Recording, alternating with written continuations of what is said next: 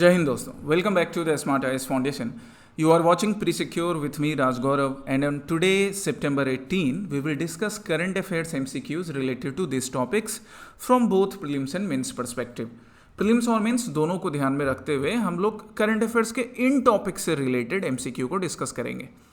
So the first topic is retrospective effect. Retrospective effects, सबसे पहले हमें जानना यह है कि ये जो रेट्रोस्पेक्टिव इफेक्ट है ये किस चीज़ से रिलेटेड है. Is it related to history, is it related to polity, is it related to economics, किससे रिलेटेड है. तो मेनली हम रेट्रोस्पेक्टिव इफेक्ट को ना इंडिया में गवर्नेंस से, पॉलिटिकल गवर्नेंस से, पॉलिटी से रिलेट करके पढ़ते हैं. हालांकि इसका यूज आपको साइंस में भी दिखता है, but here we will study related to polity की किस तरह से गवर्नेंस में रेट्रोस्पेक्टिव इफेक्ट का यूज होता है. अभी ये किस वजह से न्यूज में था और हम इससे प्रीलिम्स एंड मेंस में क्या क्वेश्चंस एक्सपेक्ट कर सकते हैं वो डिटेल के साथ. Then project cheetah. प्रोजेक्ट चीता वैसे लॉन्च किया गया था 2022 में, चीता का री इंट्रोडक्शन इंडिया में. तो सबसे पहला काम तो एक तो हो गया चीता का, हमें IUCN स्टेटस भी देखना है ना, IUCN स्टेटस. अब उसमें भी कौन से चीता का, जो चीता एशियाटिक चीता है, मतलब इंडिया में जैसे एशियाटिक चीता मिलते थे कभी, फिर से री इंट्रोडक्शन हुआ. और दूसरा एक चीता की स्पीसीज अफ्रीकन चीता भी है, तो दोनों का हमें IUCN स्टेटस भी ध्यान रखना है. 2022 में इंट्रोड्यूस किया गया था चीता को, अब उसके ना 3 साल पूरे हो चुके हैं. तो इस बार फिर से कल ही सितंबर 17 को कुछ नए डेवलपमेंट हुए थे. We will study those development as well. कहाँ पर इनका री इंट्रोडक्शन हुआ था वो भी देखेंगे. देन हिंदी दिवस. रिसेंटली हिंदी दिवस सेलिब्रेट किया गया. हिंदी जो एक लैंग्वेज, जिस तरह से हम इंग्लिश को यूज करते हैं इंडिया में एज ए लैंग्वेज, जो एक कॉमन लैंग्वेज के रूप में यूज होती है, north, east, west, south, centre, इन सबको एक यूनाइट करने के लिए इंग्लिश का यूज किया जाता है मोस्टली. उसके जगह पर ना हिंदी भी यूज की जा सकती है. इवन कॉन्स्टिट्यूशनल स्टेटस की बात करें, then Hindi is our official language. Official language का कॉन्स्टिट्यूशनल स्टेटस है. कुछ डिस्प्यूट भी रहे हैं इसको लेकर, specially non Hindi states of southern part of India, वहाँ पर, तो वो एक अलग डिबेट का विषय है. आज के क्लास में प्री सिक्योर में हम लोग इसके कॉन्स्टिट्यूशनल स्टेटस, हिंदी लैंग्वेज से रिलेटेड क्या ऑफिशियल लैंग्वेज एक्ट था, उसमें क्या क्या चेंजेज है वो देखेंगे. देन एक स्पीसीज जो न्यूज में रहा, नाम उसका क्या है, कोलाज. राइट, कोलाज क्या है, ये स्पीसीज, जरा सा इसके स्पेलिंग में चेंज कर लो, यहाँ पे KOA लिख लो, है ना. कोलाज भी लिखा जाता है बट इट्स बेटर पूरा करेक्टली रिटन कैसे होगा, KOALAS, कोलाज. ये स्पीसीज न्यूज में रहा. अब ये स्पीसीज कहाँ पर है, अगेन इसका IUCN स्टेटस क्या है, किस चीज़ के वजह से ये न्यूज में था, किसी डिजीज के वजह से, हंटिंग के वजह से, क्या है वो डिटेल्स हम देखेंगे. Then Goldilocks zone. Goldilocks zone जो कि हमारे साइंस एंड टेक्नोलॉजी से रिलेटेड एक बड़ा इंपॉर्टेंट टर्म है, न्यूज में रहा था, इसके डिटेल्स. एंड फिर उसके बाद कल 17 सितंबर के प्रैक्टिस क्वेश्चंस और आज के नए प्रैक्टिस क्वेश्चंस में डिस्कस करूंगा. So let's start. चलिए, पहला टॉपिक क्या है, रेट्रोस्पेक्टिव इफेक्ट. क्यों हम डिस्कस कर रहे हैं, बिकॉज इंडियन एक्सप्रेस में एक आर्टिकल छपता है related to the government of Bengal, और फिर इस डिसीजन के अगेंस्ट लोग जाते हैं कलकत्ता हाई कोर्ट में. गवर्नमेंट ऑफ बंगाल ने एक डिसीजन लिया to revoke incentive schemes related to different industries. Different industries को जो इंसेंटिव गवर्नमेंट ऑफ बंगाल देती थी, रेट्रोस्पेक्टिव इफेक्ट से उसको बंद किया जा रहा है. खैर, इसके पीछे क्या पॉलिटिक्स है, गवर्नमेंट का क्या पर्पस है, वो हमारा अभी इंटेंशन नहीं है, क्योंकि गवर्नमेंट बोल रही है कि हम सोशल वेलफेयर के लिए ऐसा कर रहे हैं. इंडस्ट्रीज बोल रही है कि नहीं, आपके वजह से फिर स्टेट में इंडस्ट्रियलाइजेशन नहीं हो पाएगा, economic advantage, economic development slow हो जाएगा. वो एक अलग बात है. हम आज रेट्रोस्पेक्टिव इफेक्ट को डिस्कस करेंगे. पहला statement related to retrospective effect. पहला स्टेटमेंट क्या हो गया रेट्रोस्पेक्टिव इफेक्ट से related, that it refers to a law that applies to event that had happened before the law was passed, sometimes with significant consequences for citizens and business. Retrospective effect एक ऐसे law को refer करता है जो event अभी present में नहीं, जैसे यहाँ पे बंगाल की गवर्नमेंट क्या कर रही है, इन्होंने रेट्रोस्पेक्टिव मैनर में ये डिसीजन पास आउट किया कि बंगाल में जो भी इंडस्ट्रीज थे 1993 से उनका जो इंसेंटिव ड्यू है वो उनको नहीं मिलेगा. So that's why retrospective law कहाँ अप्लाई होगा, इवेंट में, जो इवेंट पहले हो चुके हैं उसका प्रेजेंट इंपैक्ट सिटीजन्स पे या बिजनेस पे क्या पड़ने वाला है, वो रेट्रोस्पेक्टिव लॉज डिसाइड करते हैं. पहला स्टेटमेंट करेक्ट है. दूसरा क्या, while the Indian constitution permits retrospective civil laws, article 21 of Indian constitution, article 21(1) of Indian constitution article 20 of Indian constitution prohibits retrospective criminal laws. Yes, it is correct. Article 20 of Indian constitution protect करता है Indians को। कैसे protect करता है कि criminal laws के manner में ना, क्रिमिनल लॉज के मैटर में रेट्रोस्पेक्टिव लॉज नहीं बनाए जा सकते हैं। इट मीन्स आपको वो सजा नहीं दी जा सकती, ऐसा नहीं बोला जा सकता जैसे सपोज एग्जाम्पल कि अभी किसी पर्सन ने पिक पॉकेटिंग की, किसी के पर्स से किसी के पॉकेट से एक पर्स निकाल लिया, पैसा चोरी कर लिया, तो उसके लिए अभी लॉ में जो प्रोविजन है उसके अकॉर्डिंग उसको सजा मिलेगी। लेकिन सरकार ऐसा नहीं कर सकती कि आपने पॉकेट मारा था 2020 में और आज 2025 में सरकार क्या कर रही है, पॉकेट मारी रोकने के लिए एक नया एक्ट बना रही है, एक नया लॉ पास कर रही है क्या, कि जिसने भी पॉकेट मारी किया है पिछले 5 सालों में, पिछले 10 सालों में, पिछले 20 सालों में, उन सबके हाथ कटवा दिए जाएंगे।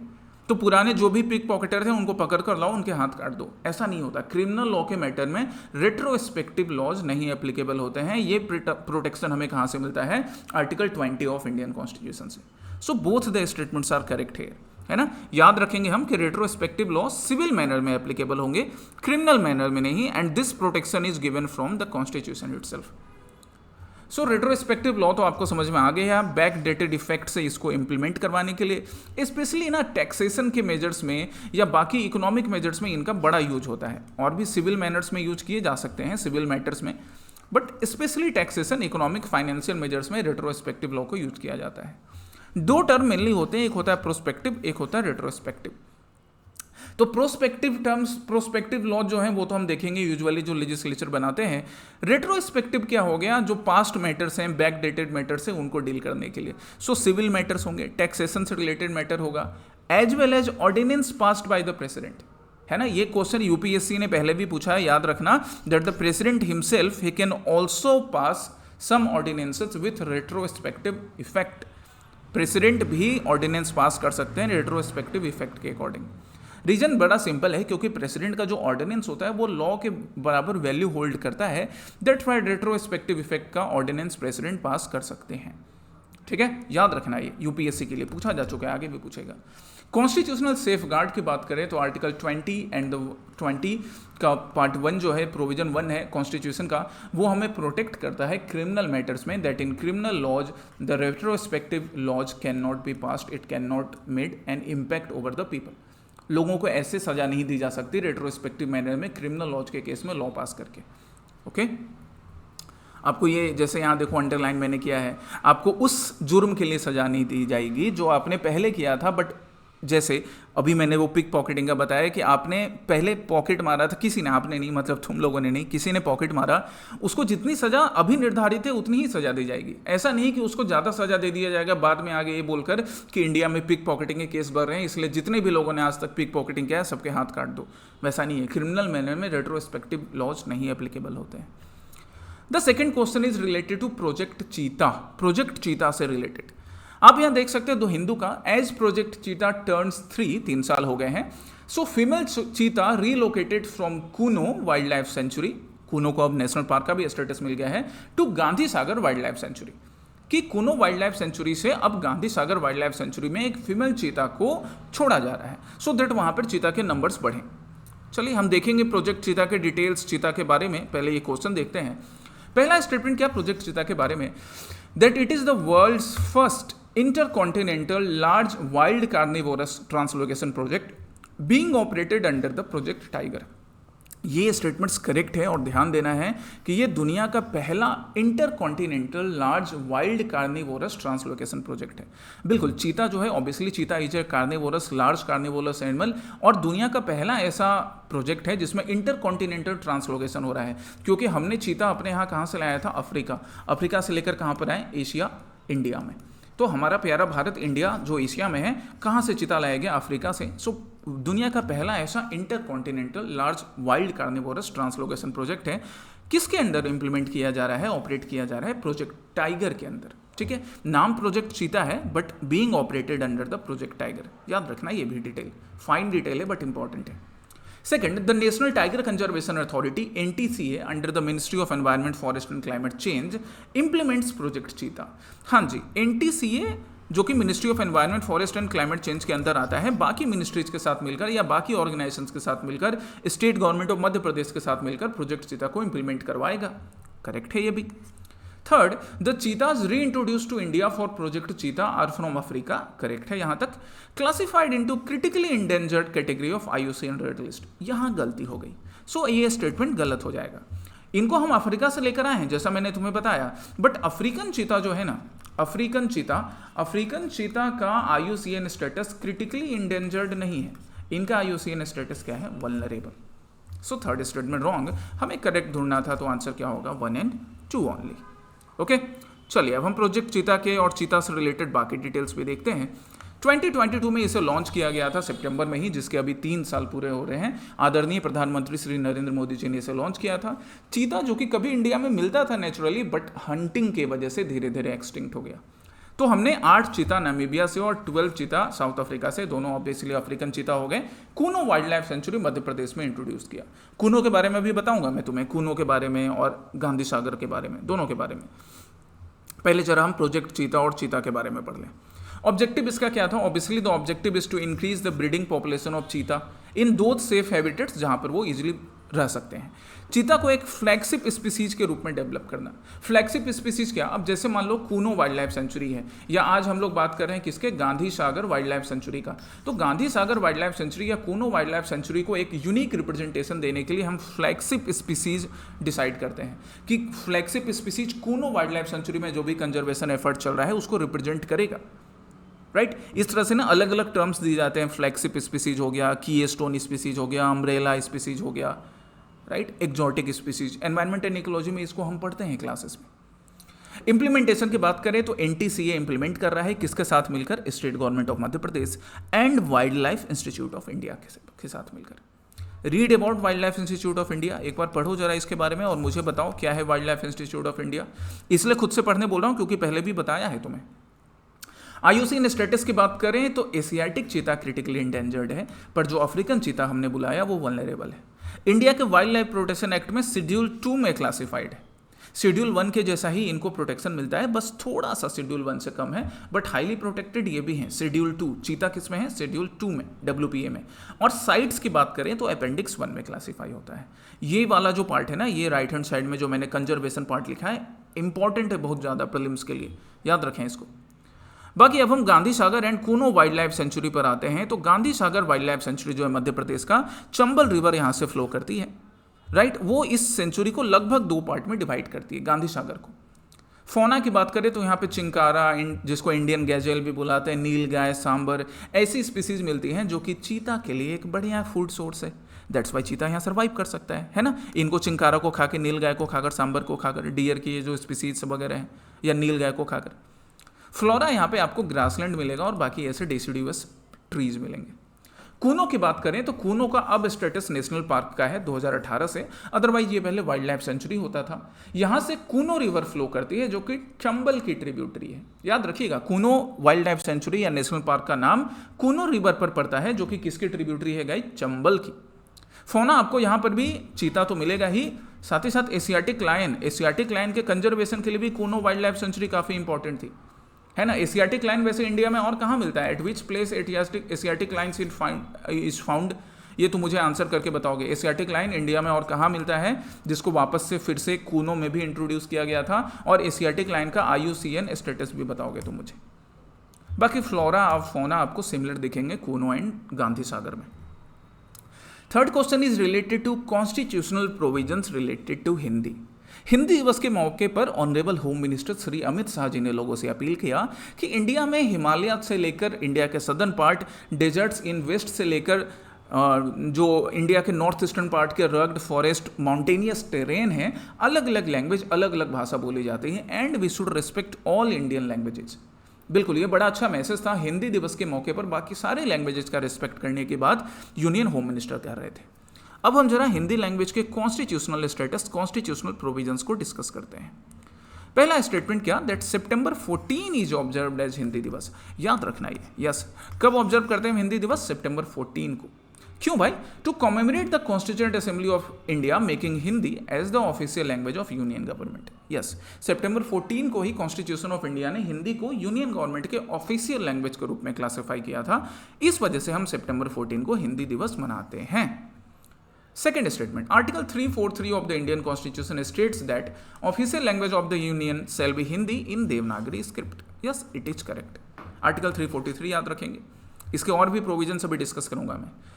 English is also an associate official language and its use was retained by Official Language Act 1963. Correct, तीनों स्टेटमेंट करेक्ट है यहाँ पे. हिंदी के साथ साथ इंग्लिश को भी एसोसिएट ऑफिशियल लैंग्वेज का दर्जा दिया गया है, क्योंकि ऑब्वियसली अगर सिर्फ हिंदी यूज करते तो इंडिया की जो लिंग्विस्टिक डाइवर्सिटी है यहाँ थोड़ी दिक्कत आती. इसलिए कॉन्स्टिट्यूशन ने डिसाइड किया कि हम हिंदी के साथ साथ इंग्लिश को भी एसोसिएट ऑफिशियल लैंग्वेज के रूप में यूज करेंगे. All the statements are correct है, तीनों के तीनों करेक्ट है. चलिए अब हम कॉन्स्टिट्यूशनल प्रोविजंस देखते हैं. तो सबसे पहले आर्टिकल 343 उसके पार्ट 1 के बारे में, जो कि हिंदी को यूनियन का ऑफिशियल लैंग्वेज डिक्लेयर करता है. साथ ही साथ 343(2) क्या बोलता है कि इंग्लिश भी कंटिन्यू करेगा एसोसिएट ऑफिशियल लैंग्वेज के लिए 15 साल तक. मतलब 1950 में जब हमारा कॉन्स्टिट्यूशन कमेंस होता है तो वहाँ से लेकर नेक्स्ट 15 ईयर्स, मतलब कब तक, 1965 तक, कि अगले 15 साल तक इंग्लिश एसोसिएट ऑफिशियल लैंग्वेज के रूप में यूज होगा.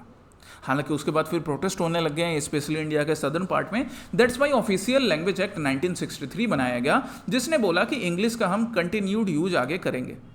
और ये यूज तभी बंद होगा, यहाँ पे देखो अमेंडमेंट भी मैंने मेंशन किया है, याद रखिएगा ऑफिशियल लैंग्वेज एक्ट का अमेंडमेंट 1967, कि इंग्लिश का यूज तभी बंद होगा ऑफिशियल पर्पस के लिए, डिसकंटिन्यू तभी होगा जब एक रिजोल्यूशन पास किया जाएगा by the legislature of all non Hindi speaking states and both the houses of the Indian parliament.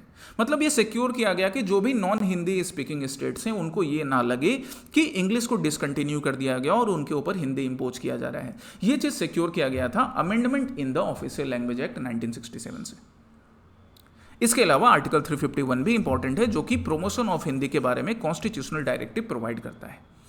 Okay, हम और भी कुछ कॉन्स्टिट्यूशनल प्रोविजंस देखेंगे जो इंपॉर्टेंट है लैंग्वेजेस से लेकर. पहला क्या, आर्टिकल 344 की बात करते हैं, जो कि एक ऑफिशियल लैंग्वेज कमीशन अपॉइंट करने की बात करता है. ये कौन अपॉइंट करेंगे, द प्रेसिडेंट. प्रेसिडेंट ने किया भी है. आर्टिकल 348(1) भी इंपॉर्टेंट है, जो तुम आज देखो. इसके according English should be used in supreme court and high court. English supreme court and high court में यूज होगा for the official proceedings.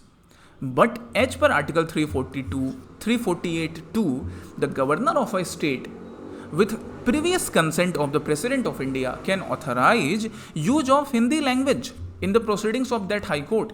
Suppose अगर गवर्नर ऑफ आसाम या गवर्नर ऑफ बिहार या गवर्नर ऑफ गुजरात, कहीं के भी गवर्नर प्रेसिडेंट के prior consent से ऑथराइज करना चाहें तो वो हिंदी का यूज ऑफिशियल प्रोसीडिंग्स के लिए हाई कोर्ट में अलाउ कर सकते हैं. हालांकि उसके साथ साथ इंग्लिश में भी जो भी प्रोसीडिंग्स होगी उसका ट्रांसलेशन भी प्रोवाइड किया जाएगा.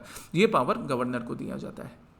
इसके अलावा हमारे कॉन्स्टिट्यूशन में 8th शेड्यूल में 22 शेड्यूल लैंग्वेजेज हैं. कौन कौन से लैंग्वेजेज हैं एक बार गो थ्रू कर लीजिए. Which languages are mentioned in the 8th schedule of the Indian constitution, और उनको कब ऐड किया गया था, कि पर्टिकुलर लैंग्वेज को कब ऐड किया गया, ये लैंग्वेज कब से एग्जिस्ट कर रहा है, वगैरह वगैरह. Right. Next question is related to collage.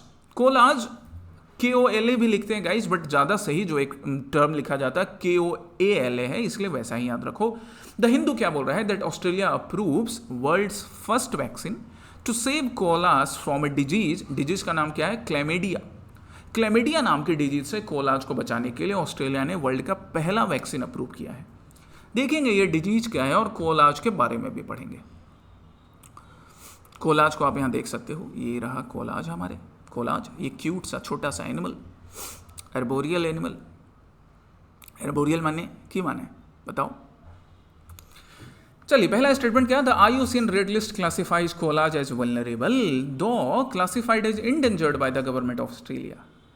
अब यहाँ पे दो चीज़ है. एक तो IUCN का क्लासिफिकेशन कोलाज के लिए, तो यस IUCN इनको वल्नरेबल कैटेगरी में क्लासिफाई करता है, जबकि गवर्नमेंट ऑफ ऑस्ट्रेलिया इनके प्रोटेक्शन को ज़्यादा बढ़ाने के लिए इसको इंडेंजर्ड कैटेगरी में क्लासिफाई करती है. यस करेक्ट, ओवरऑल करेक्ट है पूरा का पूरा. IUCN की क्लासिफिकेशन में कोलाज वल्नरेबल हैं, बट गवर्नमेंट ऑफ ऑस्ट्रेलिया ने अपनी तरफ से इनको इंडेंजर्ड क्लासिफाई कर रखा है. ठीक है. सेकंड क्या, these are small carnivorous animals endemic to Australia. वैसे ये एंडेमिक टू ऑस्ट्रेलिया है, ये ऑस्ट्रेलिया के नेटिव एनिमल हैं. बाकी रीजन्स पे भी आपको मिल सकते हैं, मतलब जब वहाँ पे उनको सपोज जू में ला के रिलोकेट कर दिया गया या किसी रीजन में रिलोकेट किया गया ब्रीडिंग बढ़ाने के लिए, but they are native to Australia.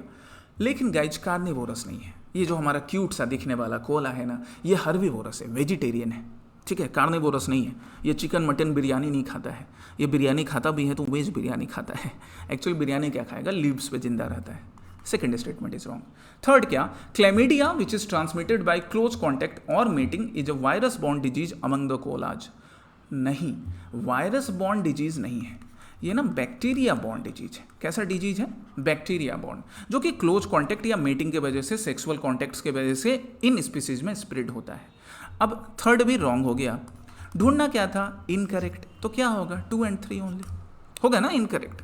Correct answer, incorrect statement correct answer हुए, ध्यान रखना इस चीज़ को। चलिए कोलाज की बात करें तो अर्बोरियल स्पीसीज है, मतलब अपना मोस्ट ऑफ द टाइम कहाँ स्पेंड करता है, ट्रीज के ऊपर स्पेंड करता है। यहाँ पे डेंगा पानी खेलते रहता है, जंपिंग जपांग खेलता है। हर्बीवोरस एनिमल है। मार्supial नेटिव है, मार्supial मतलब एक टाइप का मैमल स्पीसीज है, जो कि कहाँ नेटिवली कहाँ मिलता है, एंडेमिक कहाँ का है, ऑस्ट्रेलिया का। कोस्टल रीजन्स स्पेशली जो है ऑस्ट्रेलिया के, वहाँ पर आपको ये विक्टोरिया, साउथ वेल्स, क्वींसलैंड इन रीजन में मिल जाएंगे। Typically they are found in eucalyptus woodland area, क्योंकि यूकेलिप्टस ट्रीज पे रहते हैं, ट्रीज के लीव्स को खाने का काम करते हैं। हर्बीवोरस एनिमल है, ये हम देख चुके हैं। जस्ट ए मिनट, मुझे जरा चार्ज में लगाने दो लैपटॉप।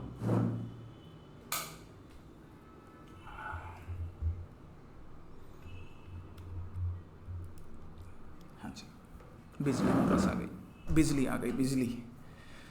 चलिए हाँ, because of their distinctive appearance koalas along with kangaroo आज recognised world wide as a symbol of Australia. बिल्कुल, ऑस्ट्रेलिया में हम ऑस्ट्रेलिया को कंगारूज के लिए भी डालते हैं और साथ ही साथ कोलाज के लिए भी। आयुसीन स्टेटस की बात करें तो अभी मैंने तुम्हें बताया कि वल्नरेबल हैं। ऑस्ट्रेलियन गवर्नमेंट इनको इंडेंजर्ड कैटेगरी में क्लासीफाई करता है। अब यहाँ पर भी देखो, कंफ्यूज नहीं रहो, इंडेंजर्ड कैटेगरी और ज़्यादा हायर लेवल का प्रोटेक्शन देता है। दैट्स वाई ऑस्ट्रेलियन गवर्नमेंट ने इनको इंडेंजर्ड कैटेगरी में क्लासीफाई करके रखा है, बुझे। और थोड़ा पढ़ते हैं अब हम डिजीज के बारे में कि ये डिजीज कौन सी है, क्लेमिडिया इन्फेक्शन क्या है ये क्लेमिडिया डिजीज, क्लेमिडिया इन्फेक्शन। तो ये ना एक यूरिनरी ट्रैक्ट इन्फेक्शन, जो जिससे कि इनफर्टिलिटी होती है, ब्लाइंडनेस हो सकता है, इवन डेथ भी होता है। बैक्टीरिया बॉर्न डिजीज है, वायरस बॉर्न नहीं। And some species, some types of varieties of chlamydia, ये जो बैक्टीरिया बॉर्न डिजीज क्लेमिडिया है, वो जूनोटिक भी होता है, मतलब transmitted to humans as well. Humans को भी हो सकता है क्लेमिडिया डिजीज, याद रखना। बाकी यहाँ पे कुछ जूनोटिक डिजीजेस के एग्जांपल हैं। एक सबसे पॉपुलर कोविड-19, जिससे कि हम सब ने लड़ाई लड़के आगे बढ़े हैं। Next question is Goldilocks zone. Why I am discussing Goldilocks zone, because इस न्यूज़पेपर की क्लिपिंग में आप देख सकते हो एक ड्वार्फ स्टार के बारे में बताया गया है जिसका नाम है ट्रैपिस्ट 1e, और बोला गया कि वहाँ पे गोल्डीलॉक्स जोन प्रेजेंट है। क्या है भाई ये गोल्डीलॉक्स जोन, पहले देखते हैं। पहला स्टेटमेंट क्या बोल रहा है गोल्डीलॉक्स जोन के बारे में, that it is the interface between earth's crust and mantle, कहीं से सही नहीं है। Second, the outermost atmosphere layer of the planet, इसको भी हम गोल्डीलॉक तो नहीं बोलते हैं ना, अर्थ के आउटर मोस्ट लेयर को। अच्छा, यहाँ से एक क्वेश्चन तुम्हारे लिए प्रैक्टिस क्वेश्चन हो गया। अर्थ का जो एटमॉस्फेरिक लेयर है, तुम मुझे एटमॉस्फेरिक लेयर बताओगे फ्रॉम द ग्राउंड, मतलब ग्राउंड से लेके ऊपर तक कौन कौन से लेयर है, right. See, the habitable region around a star where condition support life, yes it is correct, यही करेक्ट आंसर है।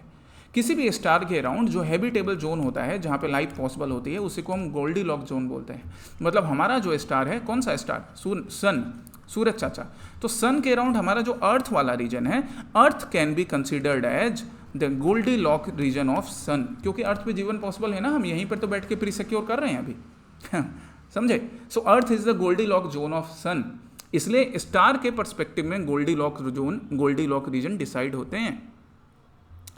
चलिए, सो गोल्डीलॉक जोन को हम एक और नाम से बुलाते हैं सर्कमस्टेलर हैबिटेबल जोन। हैबिटेबल जोन मतलब जहाँ पे जिंदगी पॉसिबल है। कैसे जिंदगी पॉसिबल होती है, बिकॉज ये ना जस्ट राइट टेम्परेचर होता है, जस्ट राइट डिस्टेंस के साथ, जहाँ पे लिक्विड वाटर एग्जिस्ट कर सकता है, ना तो फ्रोज होगा ना ही वेपराइज हो जाएगा। That's why earth like planets हम ढूंढ रहे हैं। ये जो गोल्डीलॉक जोन की बात है, ये इसलिए क्रूशल है, सो दैट हम अर्थ लाइक प्लैनेट ढूंढ सके, इसके जैसा। इसको जानते हो कौन है ये, हाँ, उसके जैसा जो निकला था यहाँ अर्थ से बाहर इंटरस्टेलर मूवी में क्रिस्टोफर नोलान के। That's why this Goldilock zone ही हमेशा डिस्कस में होते हैं। गोल्डीलॉक जोन डिफर करेंगे एक स्टार से, अलग अलग स्टार। जैसे मैंने तुम्हें एग्जांपल दिया कि सन के लिए गोल्डीलॉक जोन क्या है, अर्थ है, किसी दूसरे स्टार के लिए गोल्डीलॉक जोन डिफरेंट होगा, right. It is written here as well, यहाँ भी मैंने तुम्हारे लिए क्लियर लिख दिया है कि अर्थ जो है वो सन के गोल्डीलॉक जोन में है। सपोज अगर अर्थ प्लूटो के डिस्टेंस पे होता, तो जो पानी अर्थ पे प्रेजेंट है ना, जो हम पीते हैं जल, वो फ्रीज हो गया होता। और अगर मरकरी के डिस्टेंस पे होता तो वेपराइज हो गया होता। इसलिए अर्थ मरकरी और प्लूटो के बीच सही रीजन पर है, गोल्डीलॉक जोन पे है, जहां पे लाइफ पॉसिबल है। अब हम जरा इस ट्रैपिस्ट 1 स्टार की बात करें। इंटरस्टेलर मूवी में ये कौन से स्टार पर गया था वो तो मुझे नहीं पता, बट दो it is a very nice movie.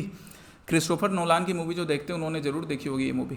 Trappist 1 star की बात करें तो ये एक रेड ड्वार्फ स्टार है जिसकी डिस्कवरी 2016 में हुई थी। मतलब देखो पिछले लास्ट 8 ईयर्स से इसके ऊपर स्टडी चल रहा है। जैसे ये भाई साहब हमारे स्टडी करने गए थे, वैसे ही नासा और बाकी जो ऑर्गेनाइजेशन है वो स्टडी कर रही हैं किसको, ट्रैपिस्ट 1 को। रेड ड्वार्फ स्टार का मतलब क्या होता है, एक छोटा स्टार, हाइड्रोजन बर्निंग छोटा स्टार, राइट, जिसपे ये चेक किया जा रहा है इन स्टार्स पर कि क्या इनके अराउंड गोल्डीलॉक जोन या हैबिटेबल जोन पॉसिबल है या नहीं। रेड ड्वार्फ स्टार, ये याद रखिएगा, the red dwarf star are referred as smallest type of hydrogen burning stars. इनको एम ड्वार्फ या एम टाइप स्टार के नाम से भी बुलाते हैं। ओके, अब हम आते हैं कल के प्रैक्टिस क्वेश्चन पे। पहला प्रैक्टिस क्वेश्चन क्या था, पहला प्रैक्टिस क्वेश्चन था पीएम कुसुम से रिलेटेड। पीएम कुसुम, प्रधानमंत्री किसान ऊर्जा सुरक्षा एवं उत्थान अभियान।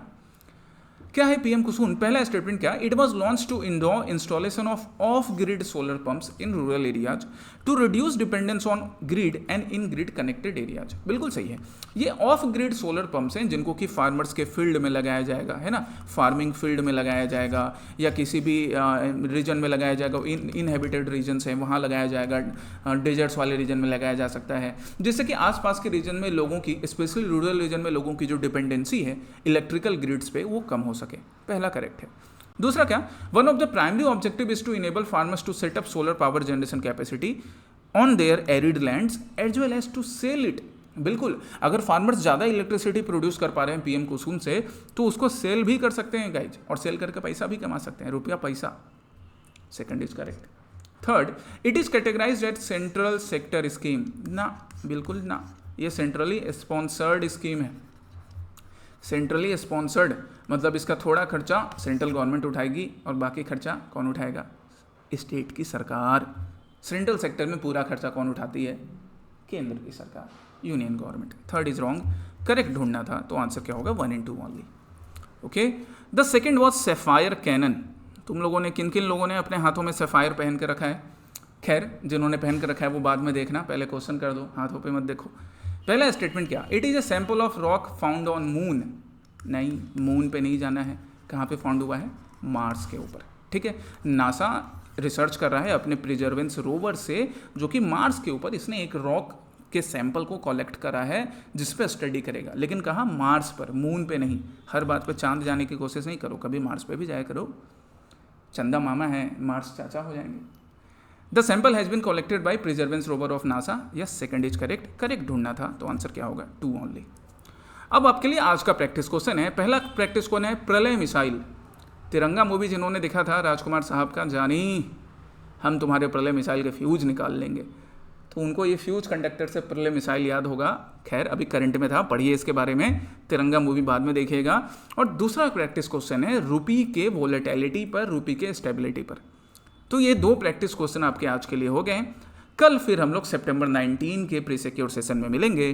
Till then take care, study well, जय हिंद।